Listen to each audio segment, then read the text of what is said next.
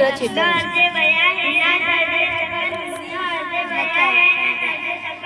मेरे सवाल जवाब करने वाला बहुत सारा होगा नहीं। मैं आपको कुछ सवालों के जवाब पूछ सकती हूँ? आपका नाम क्या है? मेरा नाम आलिया है।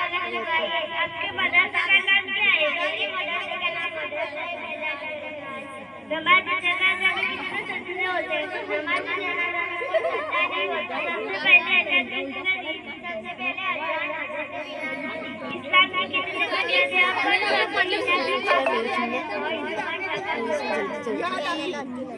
कितनी सुन्नतें हैं?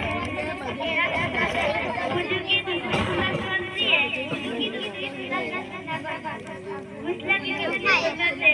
गुस्ला की पांचवी सुन्नत कौन सी है?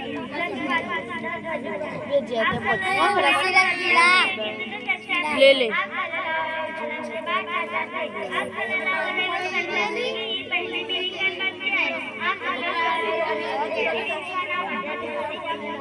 मोमिन के लिए मौत क्या है? मोमिन के लिए मौत गुस्ला की कौन सी मकरूह है? गुस्ला